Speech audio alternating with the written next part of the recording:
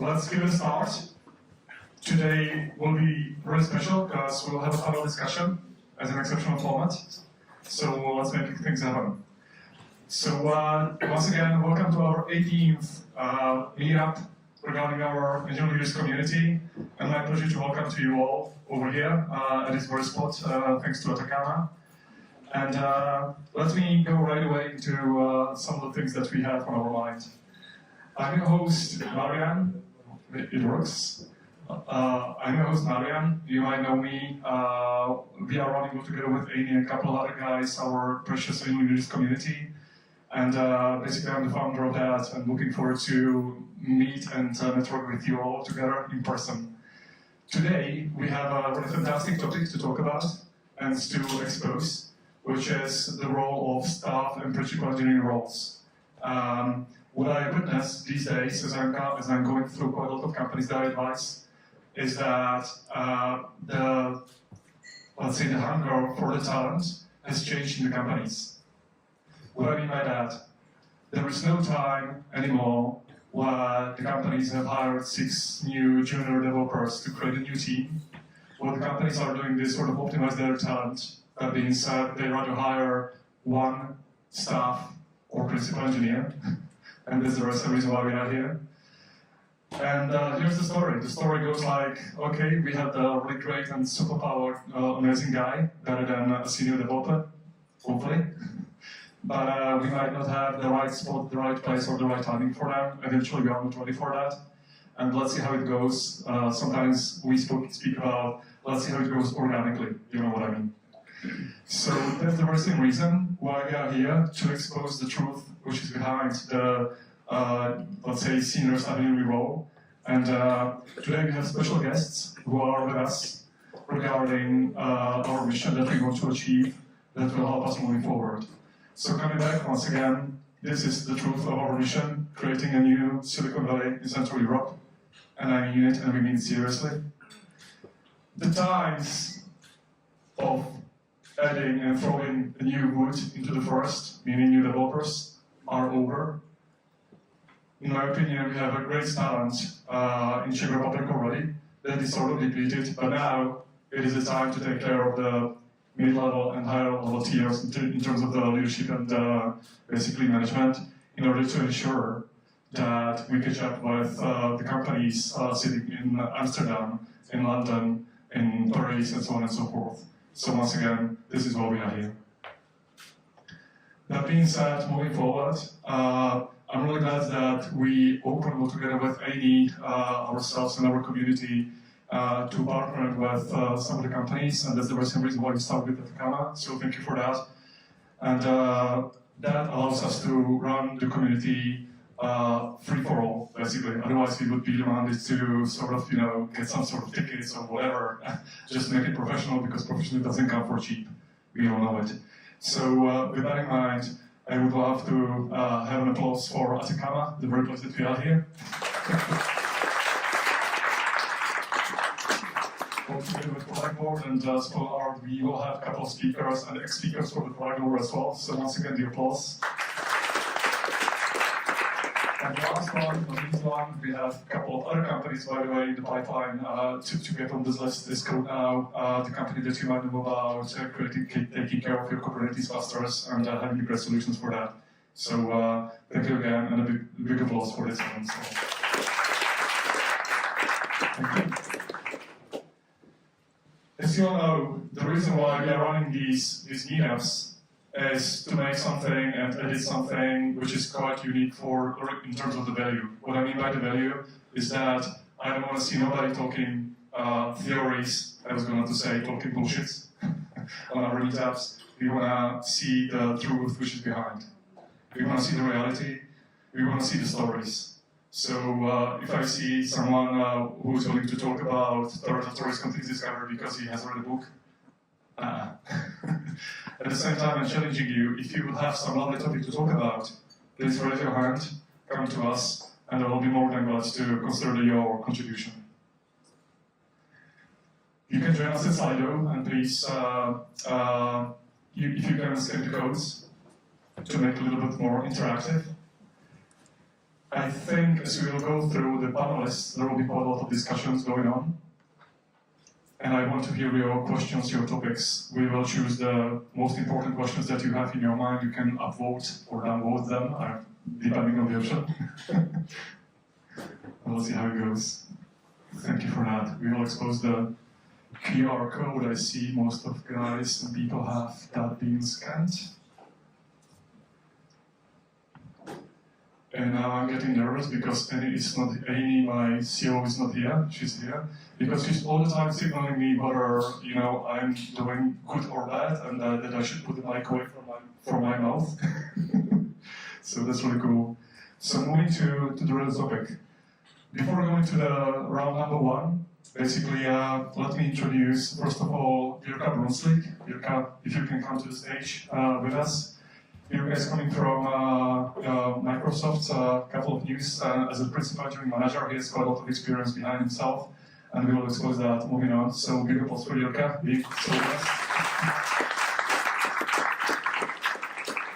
One of the other speakers is Tomáš, who is the very Atacama lead here and taking care of the staff community here. You might know the name of Jakub Kubataneš. He has moved through a couple of companies all around the Czech Republic in the very same principal role. I think this person has also something to say and compare. And of course, let me welcome Peter Babušek, who's coming from Muse, the very company that I have my heart in still, that I was hoping to grow to unicorn as well, similar to Project Board.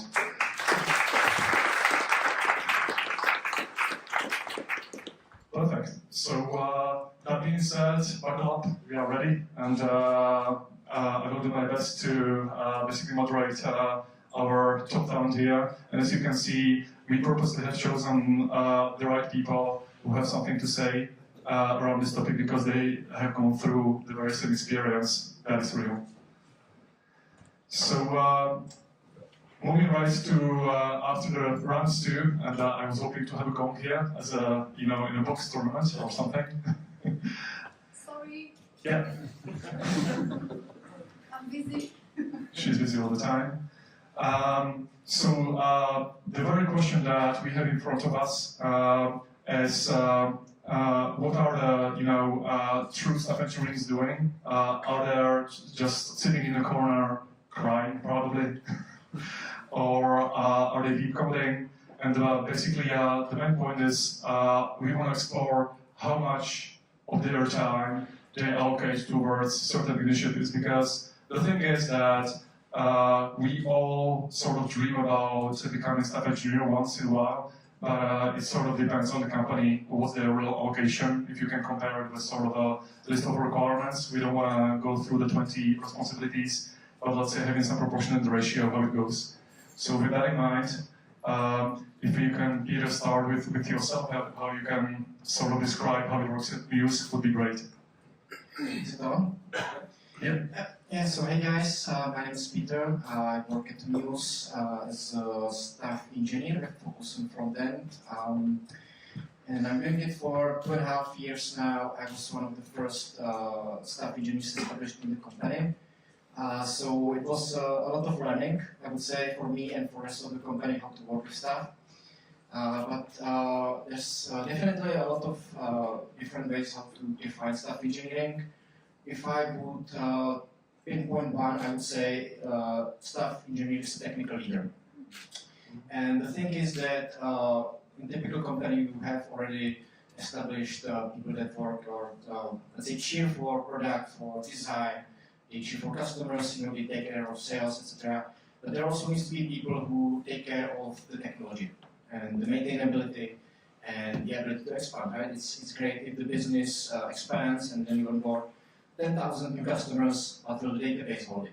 Will the infrastructure hold it? Will our teams be able to still cope up with the features? So in this sense, I think the staff engineer is that person who cheers for the technology the most. He finds the problems, he translates the company strategy into actionable steps that help us bring or take us to the next level. He solves the most impeding problems that we have. Yeah, I guess maybe that's it for start.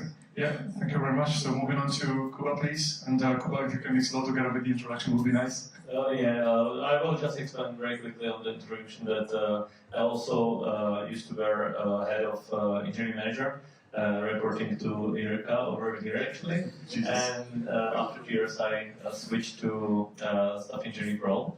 And if I count correctly, now I'm finishing kind of 2 years of that role, so maybe it might be time to switch again. Not sure. But answering that question, like, I think one of the most important things I at least discovered during the time I was trying to exercise this role is that you really need to make good team with your EM, right? I think under different EMs you might do different things. There are some archetypes described in various books. Stuff engineering from Will Larson might be the one you might look into if you like it more. So yeah, it kind of depends. On the other hand, this answer for everything, right? On the other hand, although I'm not EM, I kind of feel responsible for the delivery of the team.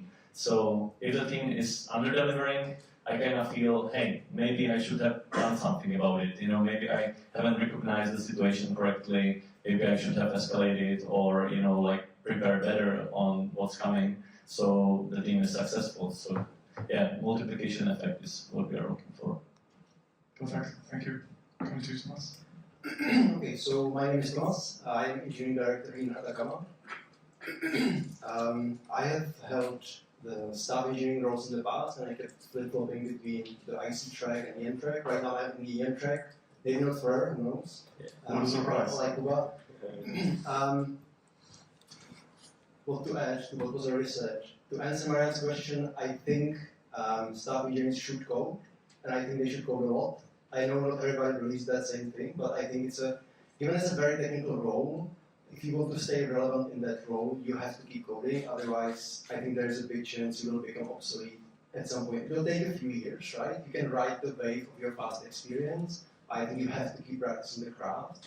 And to me, beyond what was already said, one of the important things for the staff engineers is that they are the masters of the craft, and they should hold the technical bar, or the quality bar, for the lack of a better term, of what the software craftsmanship is in the company.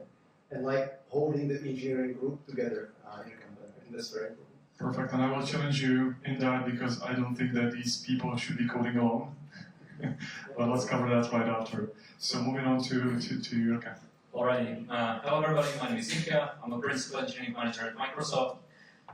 Same as Jakub and Tomáš, I also moved between the IC leadership and EM tracks in the past, even before it was cool and it was called staff engineering. But currently I'm in the EM role. And to answer the question, I tend to have a very specific contract with the staff or principal engineers and lay out the expectations from them, what they should be looking into. And for me, it's I would say 4 main areas.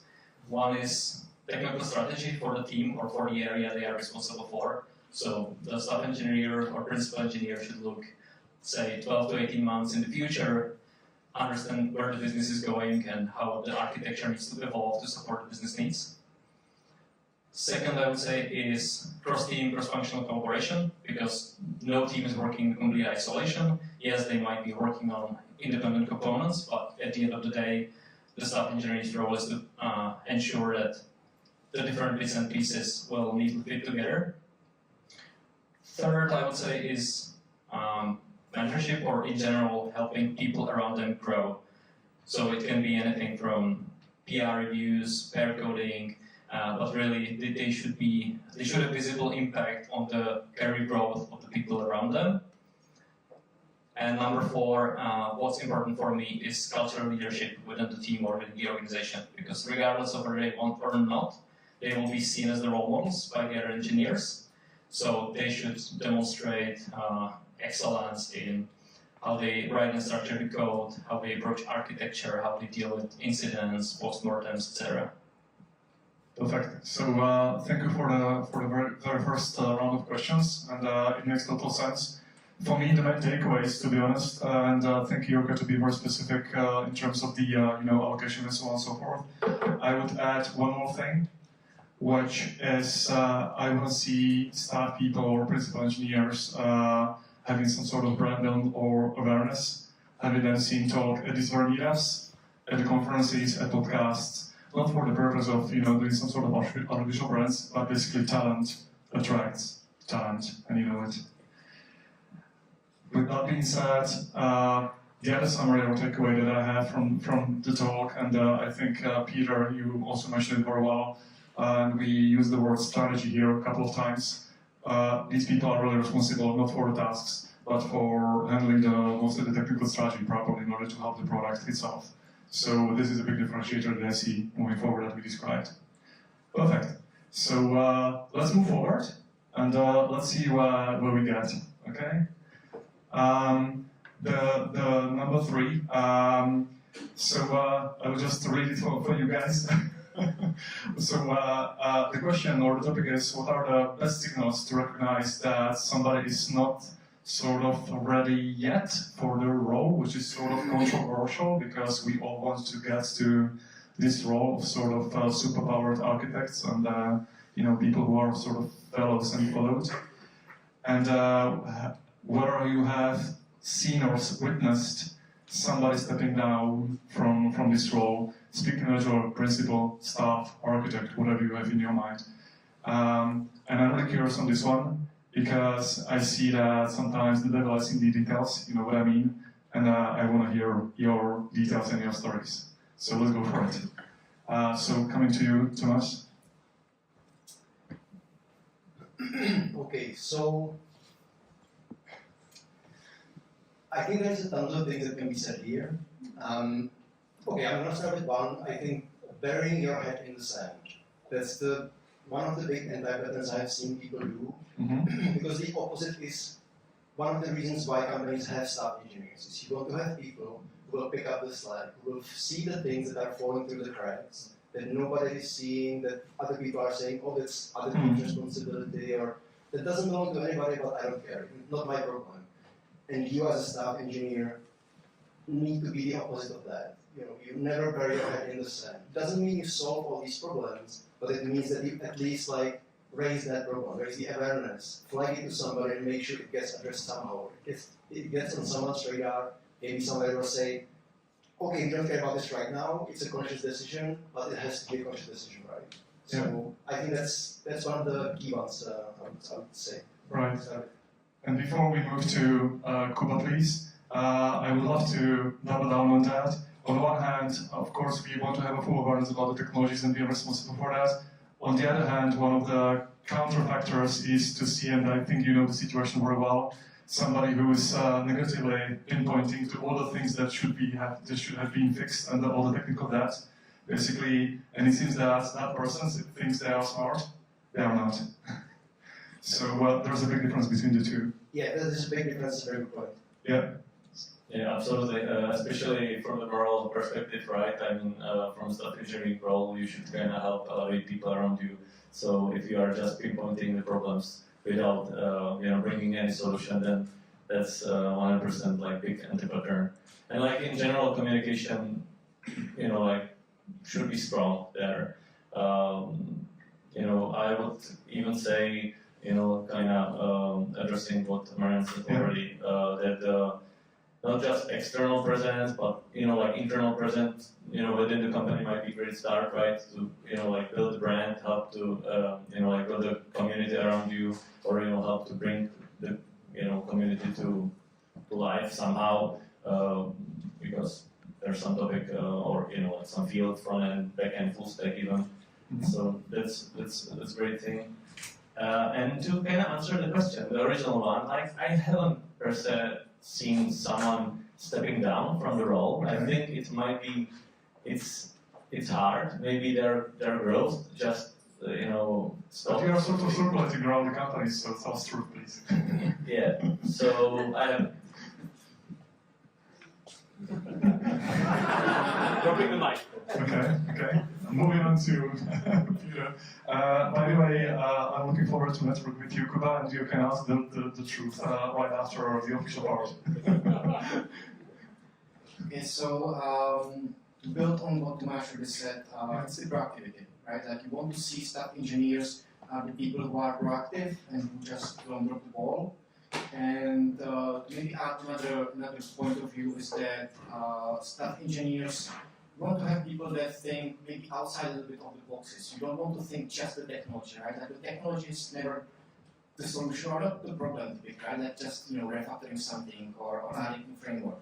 Often the problem is also culture, right? Like you need to improve the way how teams collaborate.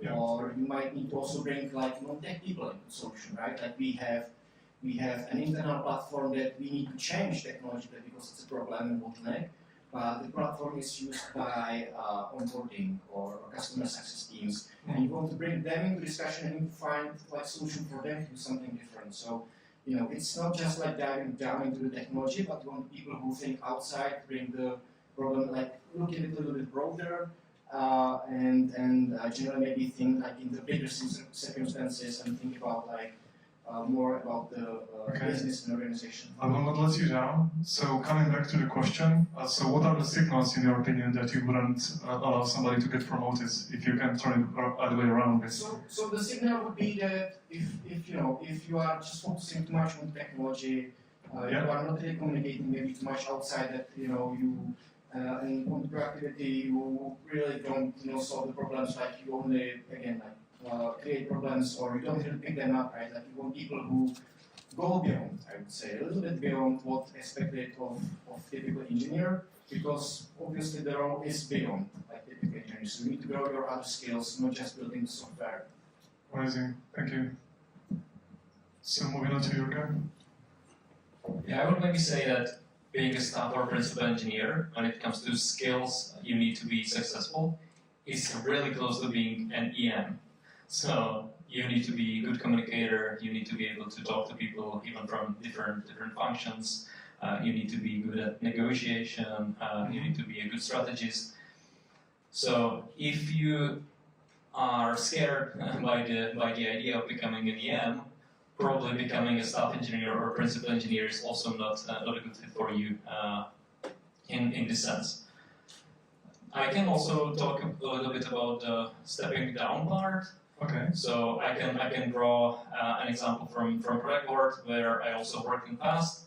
We've done the classic mistake that we had a couple of people promoted into staff engineering role before properly setting the expectations and before capturing them in the career ladder. And once we actually went back and did the homework and established what a staff engineer should do, we've done the calibration and then we figured out that there were a couple of people who didn't quite meet the bar. And so how we dealt with the situation is that we basically gave people the two options. One was, okay, you want to be a staff engineer, we see that you have some gaps and we are going to give you 6 months until the next performance cycle to grow into the role. Or we gave people an easy way out and basically they would say, hey, I'm not interested in what you expect from me in this role, I just want to be heads down in the code, I want to focus on technology. They could take a step down to a senior engineer level without any impact on their compensation or even their reputation, because we as the leadership took the blame for screwing up the career ladder. So I think that was a relatively nice way how to deal with the situation of not capturing the expectations up front. Yeah, perfect. That makes total sense. Yeah. And I want to double down on this one. The rule number A is not touching the compensation whatsoever. Usually the way how I see it working is that you are sort of offered some sort of associate role before entering the 6-month probation, and only then you can do some sort of sorts and so on and so forth. But double down on that. So amazing. To me, the main takeaway from what we said is really about making sure that we basically contribute to the product. If we sort of consider in a staff engineering role, principal role, ourselves that the technology is our basically craftsmanship, it might be truth. But in the end of the day, what we want to see is that people consider the technology to be just a medium, a tool, while the product is the end goal. Amazing. Yeah, one little thing.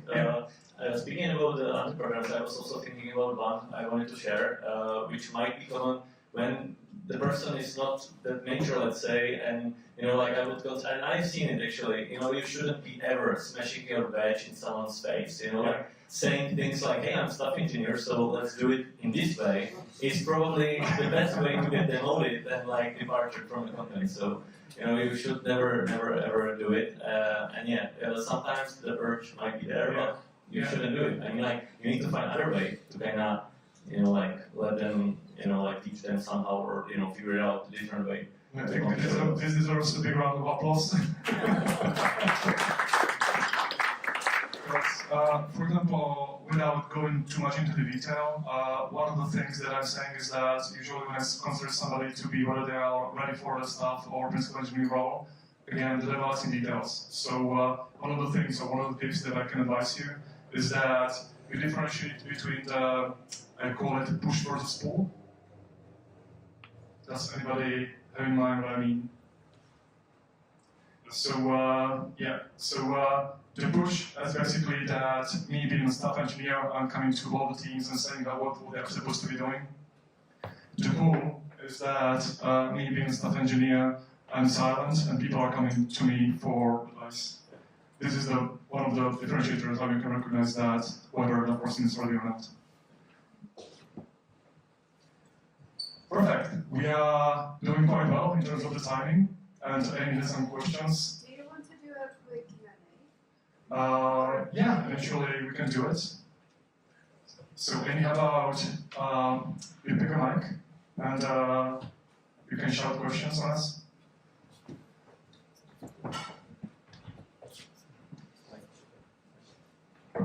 Does it work? It works. Yes. Okay. So I'm gonna go away from the box. So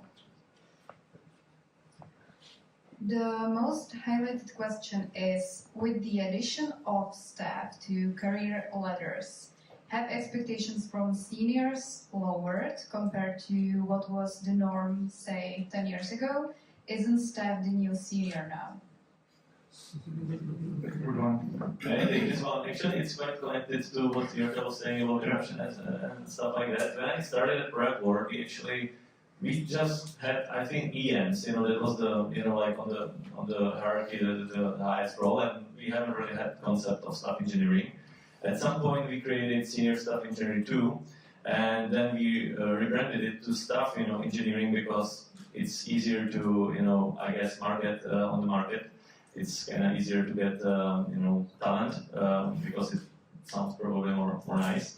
Nobody wants to be seconds, right? So, exactly. And what I discovered is that there's some inflation, obviously, on the market regarding titles. So, you might be staff and not perform as a staff because there's senior staff, and then everyone is kind of happy about the result, which is obviously not great for, the building the name of what we are trying to do here. But that's also one way out of this. Yeah. But I think the general answer is no. It's not the same thing. But as Kuba said, there are companies, even in Prague, who intentionally inflated their titles. I'm going to call out outreach here because I worked at outreach, so I think I can do it. They essentially at some point renamed senior engineer to staff engineer, and then third of the engineering community became staff, and then the real staff was senior staff, right? So I think that happens, and that's why these conversations are very hard, because it's really important to first establish what are we talking about. I hope it moves again with compensations as well. We did it because of outreach, actually. We did it because of them. You mean you got the stimulus awards, right? So yeah, that's one. We need to do it. And for example, at Microsoft, we have principal engineers who I believe are more like senior staff engineers because they are typically reporting to the engineering manager of one team, and their sphere of influence is either a single team or, let's say, the teams reporting to the same director. So I think in many environments, principal engineer would be, let's say, reporting to the director and having much broader sphere of influence. So I think it depends company by company. Perfect. I would have maybe a different point of view, and that's that the role that staff engineers do in companies, it doesn't appear with staff engineers being introduced in that company. Typically, staff engineers are introduced in bigger companies where you have multiple teams and multiple different flows, and you want to keep some alignment quality, and then the execution of the role becomes a full time. Beyond that, you have small companies, maybe 10, 20 people. You still do these things. Like you need to have somebody who sets up the technological direction, who makes the technological strategy. Might be somebody senior in that team, might be just a CTO. But these things still happen. So it's not like that it's introduced with the staff role. It might just happen that when you actually introduce the staff role, the things might change a little bit. I, for example, moved laterally from director, and I was supposed to do like half of my job as a director was what I'm doing now full time as a staff engineer. So it might depend again also this. And last point, if I may, I want to add that staff engineer is not really more senior engineer. You are a different kind of engineer, and I'm actually. Senior engineers are over time will become better at delivering software and better software engineers than I am, and I'm perfectly fine with that because my skill might grow slowly down and get rusty as I don't code it much, but I will grow broader, right? More communications, more connections with the rest of the company, more in setting the strategy, helping teams elevate them. So I would say it's not like just staff is better engineer. It's different kind of engineer. It's not engineer. It's primarily a leader, a technical leader. Yeah, perfect. That means that you're not looking forward to for the code review from your superiors, basically. Amazing. Thank you for the answer. And let's move to basically another round of the topics that we have on our mind. And actually, it's a nice segue to the topic number 4. And we mentioned it a couple of times, and still I see quite a lot of people, and as I'm entering, there are still the questions around. So, does my staff is supposed to code, how much not, and these sort of things. So basically, let's cover this question, starting with you, okay? So I definitely think staff and staff plus engineers should be coding. I would say even quite a lot. They need to be familiar with the code base that their team or their organization is dealing with. They need to know the pipelines, dashboards, and whatnot. I would go as far as to say that staff and staff plus engineers should be on call in some shape or form. It can be on call for a service that their team owns, or it can be, let's say, senior incident manager for like bigger outages, bigger incidents. But they definitely should keep in touch with the technology. At the same time, I think that same as with engineering managers, staff engineers can be pulled in many different directions. Their workload can be a little bit unpredictable, so I probably wouldn't put them on the critical path to deliver some critical projects, critical initiatives. But at the same time, they can always pick up small improvements, bugs. They can coordinate with the engineering manager or the director, where they can have impact, and it's not going to put anything in big risk or in big danger. And they should also participate in code reviews and pair coding sessions. So they should know the code base really inside out. Yeah, perfect. Moving on to you, Thomas. I'm gonna add, I think principal engineers or staff engineers should be on call. Like I think they have to be on call with their teams. It's one. I think they should code a lot. I wouldn't probably expect in terms of productivity for staff engineer to code as much as a senior engineer. I think seniors where the so to speak, coding productivity where it peaks. But I think they still need to code a lot to stay relevant, to stay in touch with what's happening, what they're saying. What else? I think, so far we have been talking about staff engineers in like one specific flavor of staff engineers, which is the person who's on like a tech lead, sort of like big overlap with engineering managers. But there is also other flavors of staff engineers. For example, in Outreach, we had part of the product was voice and video, right? So we have people who focus specifically on video and voice encoding, and we have a bunch of staff and principal engineers who are like amazing at that domain. They're very like technical, like deep. It's very, very hard to find those people, and they also deserve the title staff or principal because they have massive impact. Okay, the technical experts, you mean? Yeah. The fellows. Okay, makes sense. Yeah, moving to you. Yeah, maybe to kind of continuing what you said, Tomasz, the coding, and that's like also here better. The coding productivity is one thing, but that's not necessarily the value, you're bringing. So obviously, like I also noticed that some type of and I'm not doing that them often, and usually I'm pair programming when I'm doing some kind of delivery. Yeah. But yeah, like if I wouldn't be pair programming, I would just guiding the engineer, I would, it would feel that they would be able to deliver the same amount of code and the same feature without me.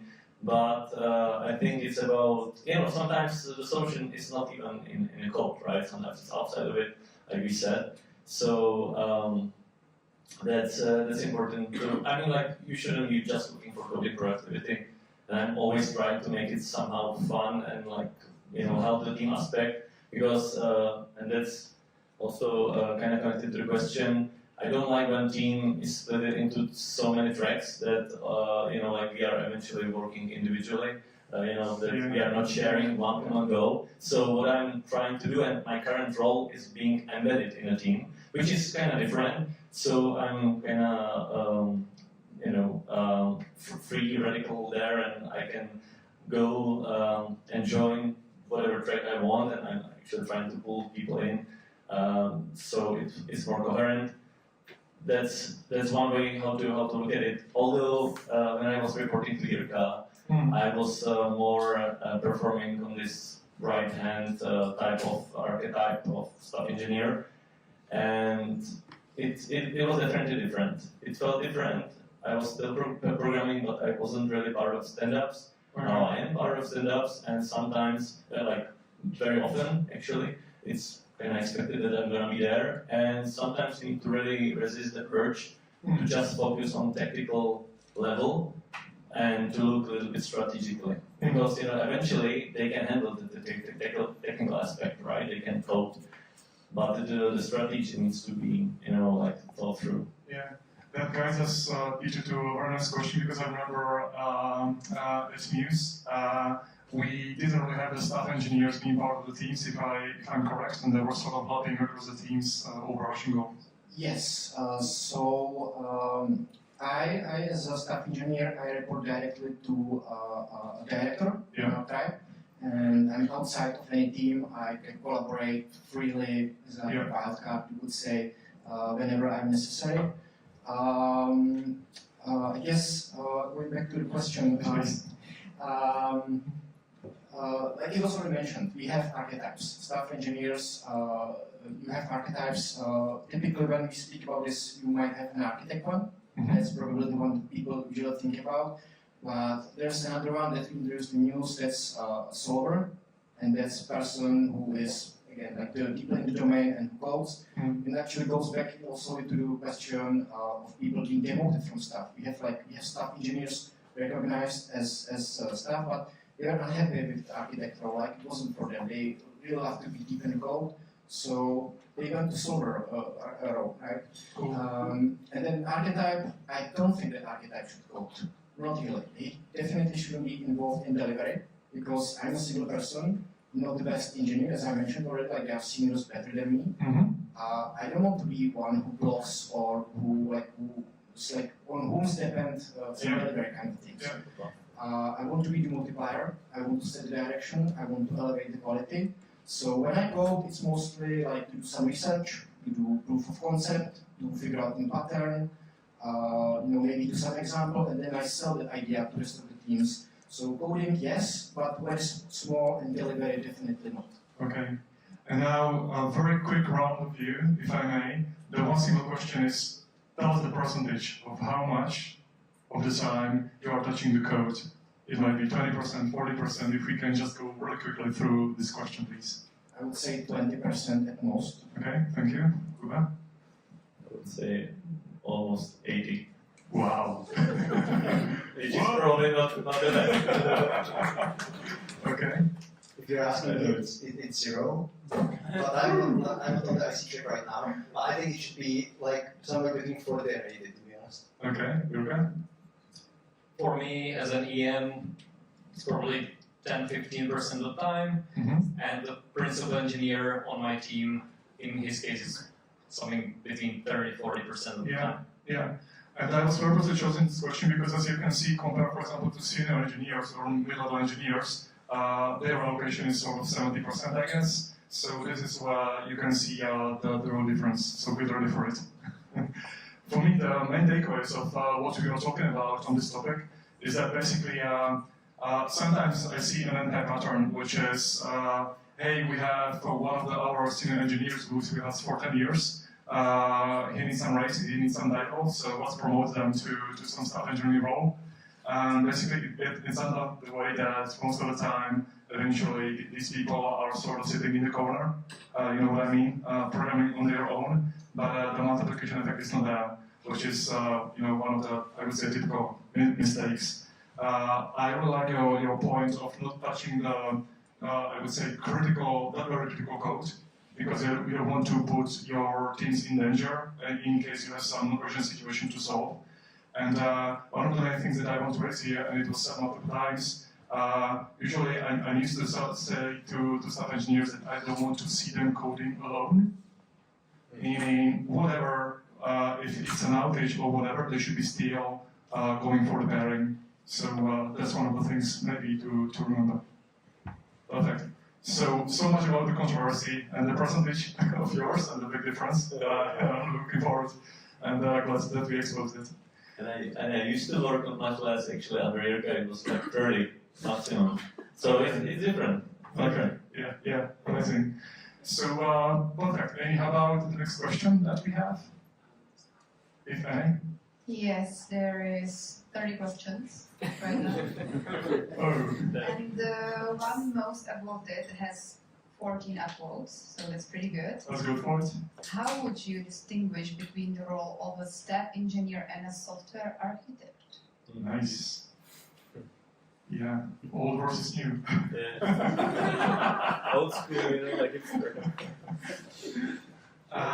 Yeah. I maybe can go first. I think I mentioned it in the last answer, is that the architect can be one archetype, right?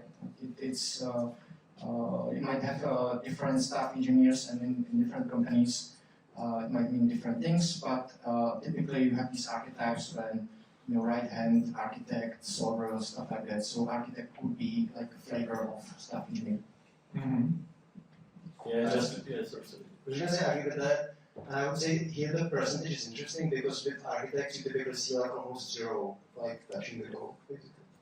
Yes, and I would be afraid that the architects who are not coding at all might be a little bit in this ivory tower type of situation and losing respect over time. But definitely there are ways how to improve it. But speaking about that, staff engineer is the good type of architect without the ivory tower. What was the question once again? Like, what was the term for The difference between architect and yes, staff. so the architect, the staff thing, I always think of someone living in our tower.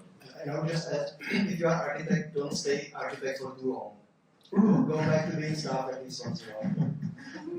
I actually had the opportunity to work with the classic enterprise architects who live in the world of their UML diagrams and conceptual data models. And they would often push down decisions that didn't make any sense in the real world, and they would spend hours and hours talking about it. Why they need to reverse the decision, and for me, it's a huge anti-pattern if the architects are detached from the reality and if they are not coding and they are not embedded in the organization, but sitting on the side. Yeah. Just one more thing. So all we said essentially sounded a little bit bad, like in terms of being software architect, but there is actually like it has advantages, and there are strong reasons why some companies want to have that. Like in Atacama, we have two architects, and they have very important role in that they are sort of bringing the whole architecture together. They communicate with our customers also on behalf of Atacama on the technical aspects. They take care of security aspects, which are important for enterprise customers. So it's not black and white. It's not like being a software architect is bad. It's just a very different thing than being a staff. Yeah, and thank you for answering that. For example, the way how I see it is that the architect is somebody who has the overarching role throughout many departments that staff engineers are sort of dedicated to. And these people are really important because they are doing their best and taking over care of that overarching architecture. It's not about really designing the models in UML, stock up charts, or draw IO, or whatever you have.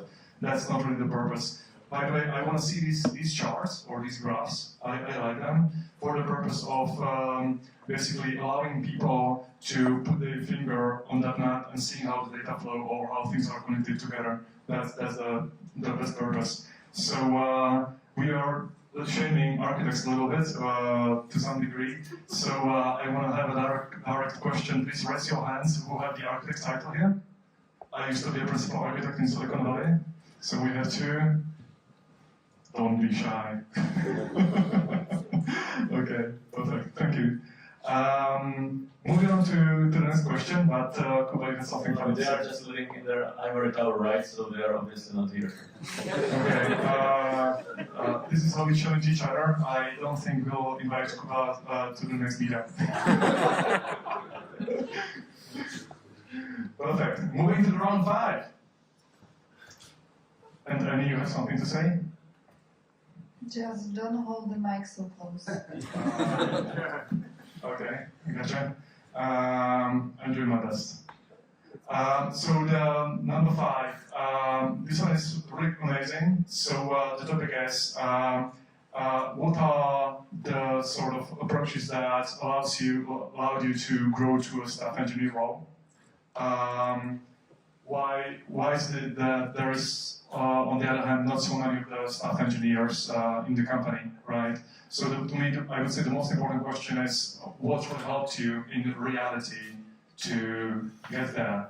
Because to be honest, it's a pyramid to some degree, right? And we want to hear the real differentiators that eventually some of your folks or your managers help you to make this decision to promote you to that role itself. So Thomas, starting with you.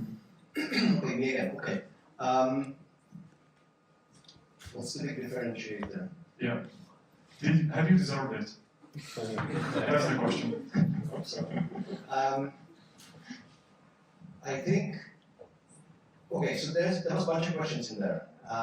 One was how do you become staff, right? I think you need to be curious, you need to work hard. But I think the important thing to understand is it's a different role. It was kind of mentioned a couple of times here in different forms. But it's a different form, and you will be held to a much higher standard than senior engineers are. And you need to have that impact that essentially that role expects you to have. So to get there, how to get there is to have a big impact. That's one thing. And you need to keep having that impact. That's one thing I would suggest you consider before becoming staff. Is that what you really want? Because people will want a lot from you. There is a massive overlap, like Rika was saying, between the staff engineer and engineering manager sort of skill sets that you need to have to do it well. And if you don't want that, if that doesn't interest you, if you have no interest in being a good communicator, whether it's in writing or it's speaking, all that, if that doesn't interest you, I wouldn't try to become staff engineer because it's going to be super painful. People will expect from you things that you don't want to be doing. They will expect much more than what you want to be doing. So that's my take. I'm going to leave you up to with this one. What was really your situation that distinguished you from the other 5 senior engineers that got you to this role? Pick one. I think the impact. Just taking the lead on a very challenging project, making sure things don't fall through the cracks, making sure we deliver, we have the right architecture, we are communicating with the other teams the right way, things are going the right direction. But I think overall you can summarize that impact. Okay. Moving to Peter, please, if you can describe your own path. Yeah, it was a long path. Yeah, I actually went also like indirectly there because I went through management and then back to staff engineering because I realized then maybe the management is not for me. But I would say that the track of things that I have been working on was always around like improving the quality, setting up some new frameworks, new patterns, bringing things to the company. So you know, if you want real examples, for example, I introduced RFC process in Nice. a company, for Amazing. example. Rather, I helped, you know, set up the deployments, you know, to uplift them from, well, back then it was like some committing things, you know, directly to servers, and went through different stages of pipelines, you know, to some continuous delivery stage, you know, things like that. So I was doing these things in the past, and I was talking about it that, you know, these things need to happen in the companies even before we have staff engineer. So I think that at that point, you know, then I got like sidetracked to director, but I was still director of platform engineering teams, you know. So still there was this connection to these kind of works, you know, that tooling and improving stuff, not just product things. So I was unhappy with that management role. So at that point, when we introduced the staff engineering role as a separation from the director, yeah. I went back to that because I feel like that I'm still more inclined to that technology and achieving that technology rather than, you know, to management and Yeah. working with people. You jumped forward. Okay, perfect. So moving to Jurka, maybe. So what always worked for me was pushing myself a little bit outside of the comfort zone and being proactive and asking for opportunities. Even if I knew that I wasn't ready to take the opportunity, like lead a big project or design architecture for some new solution, for some new product, I would go to my manager and I would say, I want to try it out. I feel like these are my gaps. Give me the feedback, give me the support. I would find myself mentors inside the company, outside the company, try to find people who can guide me through the different situations, help me out. And then I use this, you know, proactivity and going outside of the comfort zone to always position myself on the bench. And when the opportunity opened up to move into the high role permanently, I would be natural person on the list, and I would get the chance to move into it.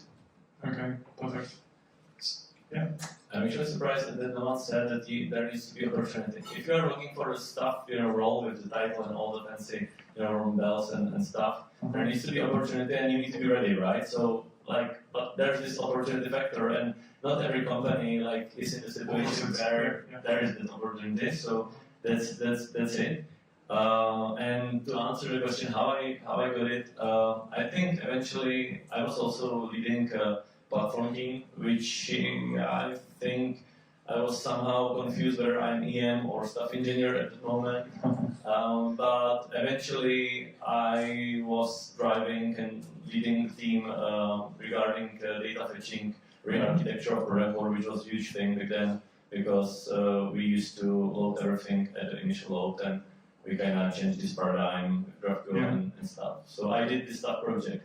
Usually there's some stuff project, and this was mine. Yeah. So from the perspective that I'm considering, for example, for the staff/principal engineers, usually I'm telling that, and I think that we summarize it pretty well with the words like productivity, having the impact, and so on and so forth. I call it multiplication effect. I want to see that people are not really sitting in a corner. I want to see the multiplication effect of influencing the other mates to staff, the junior engineers, having the right impact. This is how we really recognize that. That's again the right person that you want to promote and work with. Perfect. Moving to Amy, eventually. I'm not sure how much time we have left, to be honest. I'm just in the flow. So we have one round left. Is that right? Yeah, Okay. hopefully. Okay, so let's do one question that is most upvoted. How many votes? 14. Nice. How is your performance measured, and how do you make sure you contribute? How do you make sure things wouldn't be the same if you weren't around? Jan asked this, so Okay. if Jan wants to add clarification. I will eventually deep down with basically the feedback and performance reviews. That being said, eventually, what are your KPIs, guys? To be honest, whether you have some personal development plans or some plans that the company demands from you to accomplish. And here, I would want you to be very specific if it's not under the NDA or something. What do you say? First, I don't really have KPIs for all these plans anyway, but the one way how I measure it and prove it is a continuous track of the traces that I leave, like the public announcements when something new happens, or the articles that you write, the strategy pieces that you publish. There is like visible evidence track of things that I have done. Whether it is good or not, I guess that's for others to evaluate. I'm not sure what else is to that. Obviously, if I want to measure how I'm successful, I guess we need to go a little bit more into what I work on. I'm mostly embedded with product types, so I want to elevate the quality of the product type. And we have several metrics that, well, they are not green, I would say, so that's a lot of work to be done. But we have metrics that measure things from, I don't know, cycle times to how far we are with some long-term migration in code, like we migrate things between front-end, back-end, and old and new stuff. And so, if you can demonstrate that you help impact these things, I guess that's also a good success, that you can show that you move the needle in these things. Yeah, that's a good one. Thank you. I think it's again about impact. And I think there are different kinds of impact. There's a direct impact, where you take the project and you drive it and you maybe deliver the code, maybe you just drive the whole thing and others help do all of the coding. But that's a very tangible direct impact. You can say, I did this project, right? I drove that. And then there's the indirect, and that one is like pretty easy to measure, I think. The other one is the indirect, where it's like it's the multiplication effect, I would say, where you are like helping others grow. You are like improving process somewhere, things like that. And I think that's best measured with either surveys, 360 feedback, that type of thing, because you typically want others to want to talk to the staff engineers. You like one of the anti-patterns, going back to the earlier questions, is that there is an engineer, staff engineer, architect that nobody wants to talk to. Like people dread like going for a question to that person. They're just super annoying. But they want to talk to you, right? Exactly. They want to talk to you. Nice. Good one. You okay? No worries. Okay. Yeah, so to answer the question and just slightly touch this as well, my personal KPIs actually are to be present and like visible internally and externally to have this presence, because I believe it's it might motivate others and help them grow, and like I know it's a discomfort zone, right? And it's better to sit on your side, but on the other hand, it's nice to push yourself into this position, because it helps you grow. And growing people around me. That's something that I personally enjoy much, and it was the best thing about being EM, to actually promote someone. So if I can help someone get promoted by mentoring them, then it's awesome. And that's basically what I'm trying to do, and I have a schedule of mentoring sessions my manager knows about, and that's how I spend 20-30% of time.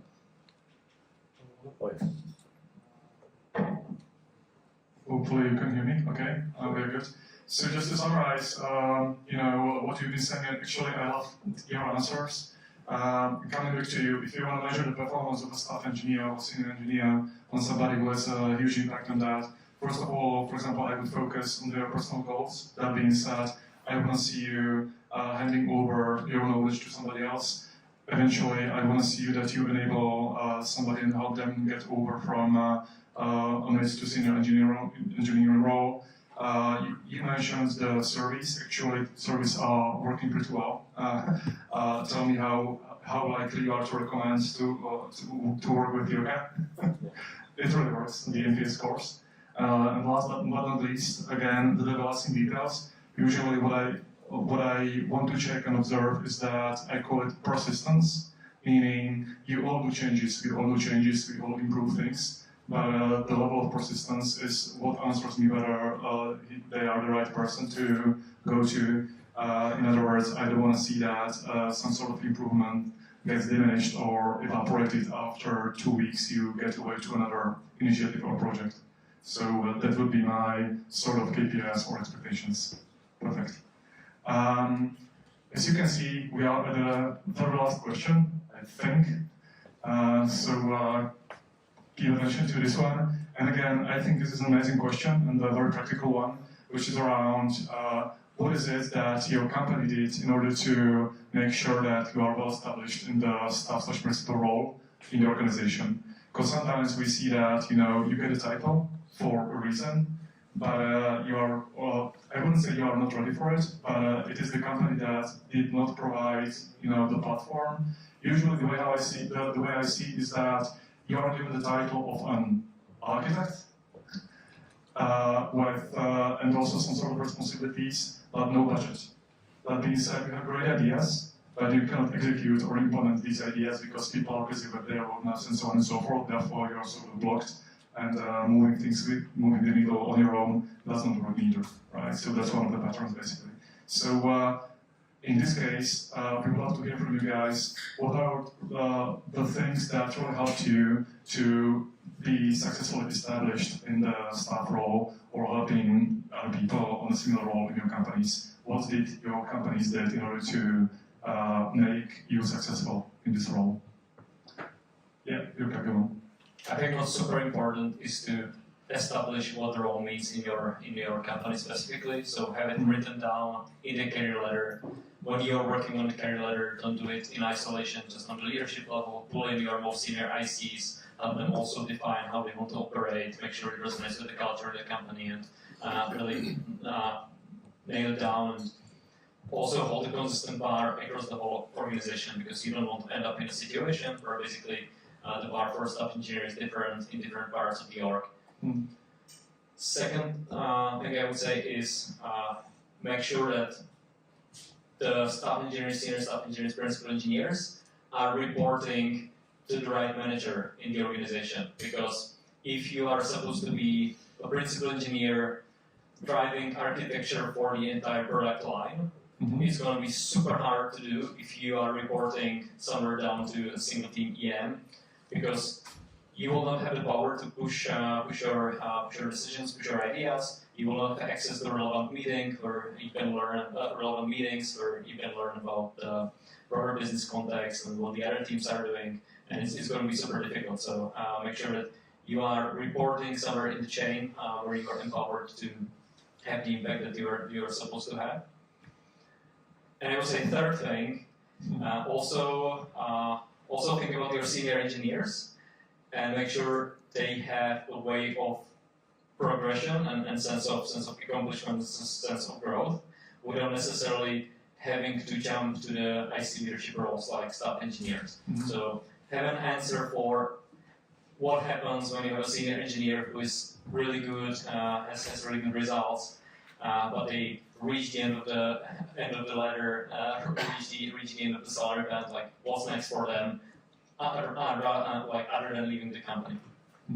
Perfect. That's highly practical, I have to say. Over to Thomas. I think you can say it all, basically. We have all. I think setting the expectation to me is the key thing. Setting the expectations and giving the opportunity. Making sure that people have opportunity to grow and to have that impact if they want to, right? If you are there or they want to give it a try. And setting the expectations, I think that's where most companies fail. And Atacama, for example, hasn't done a very good job, or we haven't done, as leadership in Atacama, a very good job historically, which we are now trying to fix. Okay. Because it's nice to say, okay, there is a staff role, and here are the people who are staff. But it's also important to say, what does it mean? What's expected from them, and how can you pick up? What's the process for becoming a staff? Not just setting the expectation, but like how to get there. How do you prove your value? How do you show that impact on these things? Yeah. I want to double down on that before we move to Kuba. For example, imagine the situation that you are picking the staff engineer as a single role out of 6 senior engineering managers. You have to begin them goes to do the explanation, to do the full transparency about what was the reasons and how you move forward while being still on the positive line. So these are some of the situations that people sometimes neglect, and then it leads you to like 3 people leaving the company, which is not really a situation. Okay, so moving on to Jakub. So it's hard to add something else. Maybe, like the company definitely needs to take the right role model, right? It needs to be someone at the right place. But I also, like personally, we as a company, it took us some time to explain leadership or leaders that there might be tried model of the within the company, like management, leadership, and like IC contribution, because the staff engineering is actually sitting in this, it's a leadership role. So it took us some time to explain our leaders that hey, there's actually space, for staff engineering role. So once we were able to sell this idea as their own idea, finally we succeeded. Before that, it was kind of EMs were mixing this role a bit, people, and it's different because of you are having different reporting chain. It's a very different conversation if you are reporting to me or we are kind of on the same level, and I don't have this direct, authority what's the word for it over you. So it's a different thing that needs to be really explained. Mm-hmm. So to you, Peter. So we talked about expectations and setting up the role, and I think there's maybe another good point of view is that if you set up the role, I need to have ability to do my job. So I would say I need to be heard in that company. If the leadership doesn't understand what my role brings to the table, then I will end up in the ivory tower, sitting, maybe voicing, hey, we have a problems, but if a year after year or quarter after quarter, the whole roadmap is just feature after feature and there's no space, for improvement, then what am I supposed to do with it, right? So I think that the company and leadership needs to recognize this. To be very specific in the news, we have now around 10 staff engineers, and it is a very broad group of people coming from different tribes and different perspectives. And I think one thing that really recently helped us to finally establish the job is to hiring a principal engineer. So we now have one principal engineer that helps us organize us as like a guild or as a group, and he set up the direction for us. Nice. And he's also a higher, in the organization, so he's brought more closely working with the leadership, and he can voice the thing that we voice to him. So it's like a relay of opinions, and in this way, I think we can be a little bit more heard, and we also have a little bit more direction from what the leadership may expect from us. Yeah, perfect. Yeah, that's very well described. Thank you, guys. To me, the main key points that we are saying for regarding this topic is number one, if you are looking forward to get promoted to some staff engineering role or so forth, make sure that you are in the right structure.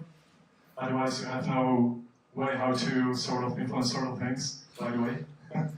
And hint number two, and I think, Peter, thank you for that, you double down on that altogether with the guys, is the empowerment. What I mean by the empowerment is not that from now on you are entitled to be a staff engineering person, but please do look forward for budget. By the budget, I don't mean the financial budget, but for people around that we allocate to, for example, from a couple of teams, certain proportion of their time from the quarter. Otherwise you have no impact over that, and that their roadmap is 100% full, and in shorthand it's 20% full. I just want to add one more thing. So Marian mentioned, make sure you are in the right structure, and that's true. I think also don't fall for the trap of learned helplessness, of feeling like, oh, if they don't give me the opportunity, there's nothing I can do. There are always some problems you can try to tackle, try to take and just work on them, fix them, make something better, right? Don't go for learned helplessness. That's not gonna help you. Perfect.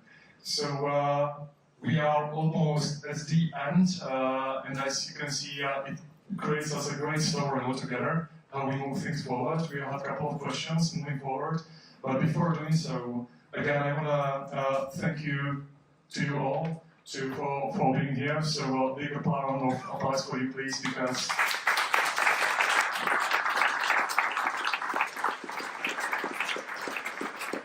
it's amazing, and it makes us proud to see that we are capable to meet together, and the time is not over. As I usually am saying, 1/3 is the talk and 2/3 is the mentoring, so please, mentoring, the networking. Sorry for my bias. The second round was, of course, to our speakers, where I want to highlight again Jurka from Microsoft, eventually.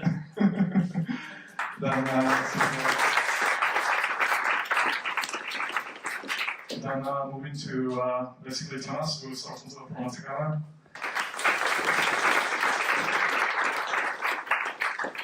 The all the time controversial Kuba.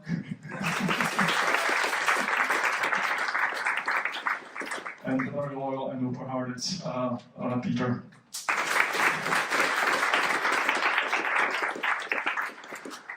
So thank you for that. And moving over to questions eventually, if we have some. I would do 2 questions Mhm. that are most voted, and then Okay, we can finish this and get to networking. your turn. Awesome. So the question with 16 votes is: Mhm. what level of autonomy is usual for a staff engineer? What percentage of your priorities do you set, and what percentage is set for you? That's highly specific. So who's going to be challenged on this one? And let's keep it Short. simple. Yeah, simple. Just percentage. No, I think the expectation, one of the expectations of staff engineers is that you are fully autonomous. You are the one who brings the problems to the table, who finds them, who builds the story around them, and who maybe leads them and champion them to be solved. But obviously, I still have, let's say, duties to other parts of the work. So when I am pulled into something, I am sometimes assigned, to tasks or projects, or when something unexpected happens, I might help to this. And generally, also operations. So if something small pops up, you jump to the task and helps to solve it. But most of the time, you are the one who autonomous. I would say 80-90% autonomous, and you bring the problems to the table and you kind of build the backlog for you. I would say. Mhm. Let's try to shorten it. Let's say 15 seconds for an answer. Yeah, We can do it. I mean, like, you're supposed to be autonomous. In order to be autonomous, you need to have trust. In order to get trust, you need to build great relationship with your leader, and that's it. Hallelujah. I'm into that. I'm gonna say just it depends. Like you said, there are so many archetypes of stuff, and I think this works in some context, and other context is different. I think it depends. Okay. I'll try to be specific. So with the principal engineer on my team, I would say the split is roughly 50-50. So 50% of the time, he's coming to me with suggestions on what he should be looking at, what he should be working on. And 50% of the time, it's me coming to him saying, hey, I urgently need you to, or I need you to look into this problem, that problem, talk to that person. Yeah, makes sense. Amy, your turn. How do you define a boundary between engineering manager and principal/staff engineer? Okay. I have something to say on that one, but the turn is yours. It's very simple. I don't manage people. I was gonna say the same thing. Yeah. I think, as we already mentioned, there's a big overlap in the responsibilities in the skill set. I would say engineering managers are supposed to be more focused on people, helping them grow. They are supposed to be focused on defining the mission for the team, building the roadmap, but also in cooperation with the staff engineer or principal engineer on the team. So a lot of those topics they go hand in hand, and if there's trust, if there's good mutual collaboration, it will be the two people actually working quite closely on pushing these topics forward. Yeah, and it's pretty common that they do this pendulum. Like usually, I mean, like it's not it's happening quite often that staff engineer is moving to PM role and vice versa. So yeah, that also kind of supports what you just said. Yeah. Okay. Yeah, perfect. So in the end of the day, it's not really about the difference. It's more about the cooperation and collaboration altogether. That's what I'm really hearing here. Okay, maybe any last question?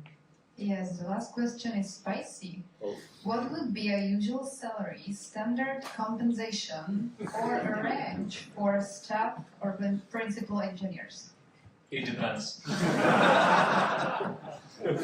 Confidential. I say a lot. Maybe also on more what's the word? Serious note is if you ask, then maybe staff engineering is not really for you. Obviously, it's more than senior engineer. I guess that's the difference. But if you ask for the title, or if you think that stuff means you are independent and can do whatever you want and get more money for it, then maybe it's not best approach, so yeah, I would give it. So I think here again, some applause for the answer. Yes. And zero polling, again, I was going to thank for people that are sort of invisible to all the people and the Ghana people and guys who are organizing this event for us, including Amy, Sharka, and all the ladies that you see around that are helping us with the refreshments and so on and so forth.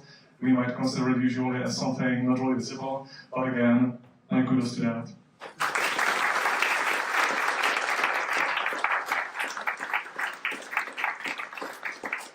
So to me, really coming to an end, the main highlights of what we talk about, if I heard you correctly, is basically remembering two things. The number one thing, please remember one keyword, which is multiplication. If you are not following the multiplication effect or the effect is lost, you are not in the right role. And the second thing that I want to highlight here is, again, push versus pull. If you think you're the one who will be shouting to people how the design should look like, what are the blueprints, how nice topograph graphs you have created, again, you are not the right pick. Moving on, I was hoping to do some sort of basically quiz game with you, which is the first person who comes with the best answer, no slide, no Slido, regarding the topic of what are the other, let's say, the realizing details differentiators that you would consider that will tell you whether that person is the good fit or not. And I will hand over the mic to you, if you can raise your hand. The winner for this question will win our communities merch. We don't have yet. We do. Can't say that.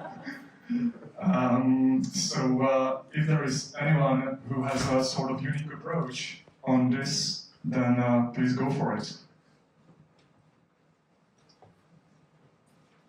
Just make it work. If not, we can put it in the feedback form. Yeah. People are comfortable doing that. Okay. I was hoping that's an easy question. Okay. We have a winner. Being introvert versus Hand extrovert. over the mic to you. The biggest difference would be being introvert versus extrovert. Okay. To be not afraid to talk to people or in public. Perfect. I would Thanks very much. I would just say those are two different things though. You can be introvert, don't be afraid and still do it. So we are coming back to the basically the principle of communication, if I get it right, which is a pretty good point. Can you nail it? What do you say? Any, if you can put the mic. Challenge accepted. So I think Hey, Wojtek. Hey, I'm Wojtek. I think one differentiator could be like some basic level of personal maturity, like some self-awareness, knowing to say no to people, and like this stuff. Cool. Yeah. No, yes, man. Okay. Jesus. We are getting serious. The battle starts. There was someone here who was Yeah. hurt. There's quite a lot of. If we can move the mic forward. You can use these mics. Okay. Being the glue. Being Glue. igloo. A glue. A glue. Okay. Back to the multiplication. Okay. Over to you. I would say be egoless. It's not about showing how cool I am. That's a good one, or not, actually. I know, but it's really I'm here for the company and for the team. That's a good one, actually. Yeah. Love it. Strategic ambiguity, knowing when to say it depends. And how many times we've said it? Okay. I would Ronan? maybe building relationships and alliances to get things done. Relationships. Actually, that's a fantastic one. And over in the back. I would say business context awareness. like being aware of where the business actually is going, heading, and being able to react to that, not just wait for the sound. Perfect. Thank you for your questions. They are pretty unique. And maybe the last answer from you, Tom. I would say maybe leadership mindset, knowing what to concentrate on and act on it. Yeah, perfect. Amazing. So I think we have quite a lot of insights that we can consider to add to our, differentiators. And basically, I would say, without involving you, Amy, that the winner is the very first person who was so audacious to answer the question. What do you say? I agree. So, what's your name, please? David. David. Okay, so David, going for the workshop we don't have yet.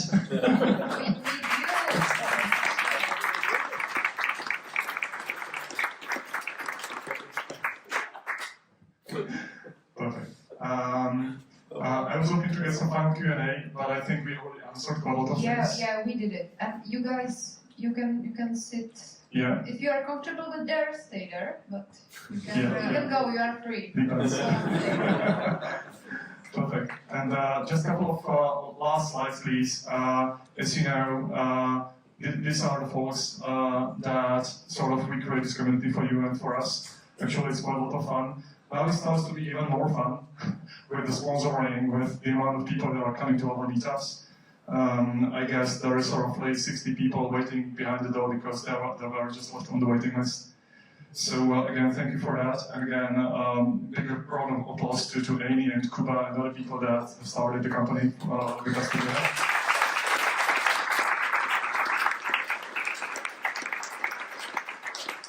And I want to basically give a big shout out to our new ambassadors. You might be wondering what's the ambassadors' roles for the community. This is really important. These are the people that we have purposely chosen, and we have a couple of people here, and you can ask them a couple of questions, of course, what it means in real. Nevertheless, these are the first three people that are sort of willing to help us proactively in improving our meetups, our community, and trying to help us on our terrible website, for example. Or on the merge, trying to help us with the post-production and other things. What we give in return is, of course, social awareness, some sort of ability to show off their skills, and basically we create a win-win situation altogether. So again, big round of applause for these people who are working together.